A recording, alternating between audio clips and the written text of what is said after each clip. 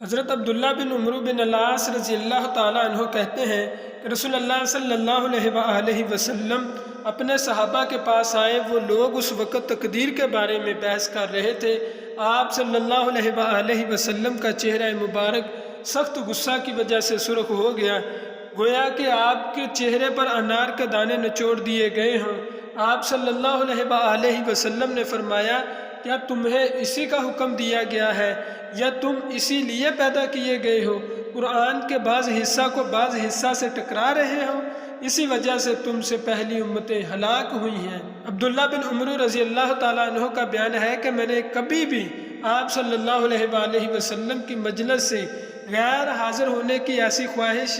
اپنے جی میں نہیں کی جیسے اس مجلس سے غیر حاضر رہنے کی خواہش کی۔ حضرت عبداللہ بن عمر رضی اللہ تعالیٰ عنہ کہتے ہیں کہ رسول اللہ صلی اللہ علیہ وسلم نے فرمایا، اسلام میں چھوا چھوت کی بیماری، بدفعلی اور الو سے بدشگونی کی کوئی حیثیت نہیں ہے۔ ایک دیہاتی شخص کھڑا ہوا اور اس نے کہا، اللہ کے رسول بتائیے، اونٹ کو کھجلی ہوتی ہے اور پھر اس سے تمام اونٹوں کو کھجلی ہو جاتی ہے۔ آپ صلی اللہ علیہ وسلم نے فرمایا، یہی تقدیر ہے، اگر ایسا نہیں تو پہلے اونٹ کو کس نے اس بیماری میں مبتلا کیا؟ اس حدیث مبارکہ کی وضاحت کچھ یوں ہے کہ چھوا چھوت کی بیماری کو عربی میں ادوی کہتے ہیں، یعنی ایک کی بیماری دوسرے کو لگ جائے، اور زمانہ جاہلیت میں عربوں کا عقیدہ تھا کہ کھجلی وغیرہ بعض امراض ایک دوسرے کو لگ جاتے ہیں۔ رسول اللہ صلی اللہ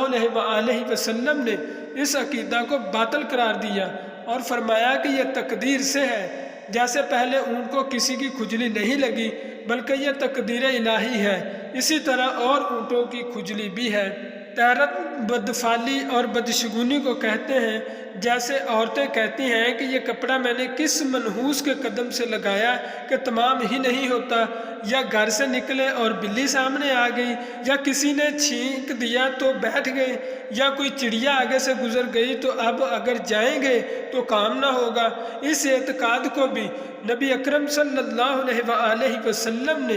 باطل فرما دیا اور اس کو شرک قرار دیا۔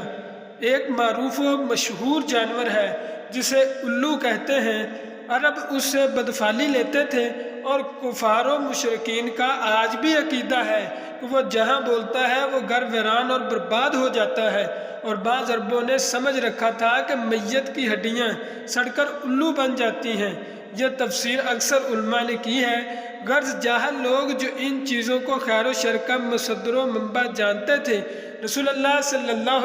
علیہ وسلم نے ان کے اس اعتقاد کا رد و ابطال کر کے خیر و شر کا مصدر تقدیر الہی کو بتایا، اور مسلمان کو یہی عقیدہ رکھنا چاہیے کہ نفع و نقصان اللہ رب العزت کے ہاتھ میں ہے۔